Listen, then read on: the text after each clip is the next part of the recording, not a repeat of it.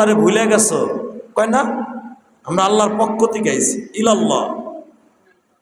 রাবেয়া বলে, তোমরা ৭,৫০০ বছর রাস্তার থেকে আইসা যদি আমার মৌলারে না ভুলো,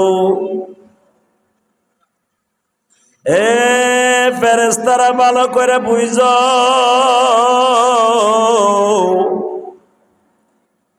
৭,৫০০ বছরের রাস্তার থেকে তোমরা আসছো আমারে প্রশ্ন করতে।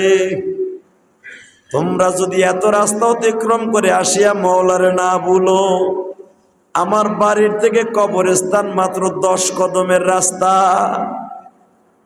এই 10 কদমের রাস্তা আমি মাত্র কেবল আসছি ৩.৫ হাত ঘরের মধ্যে। এই ৩.৫ হাত ঘরের মধ্যে আমি আমার মওলারে কেমনে ভুলে গেলাম? তোমরা যে বারবার জিজ্ঞেস করতেছো মার রব্বুক, তোমার রব কে?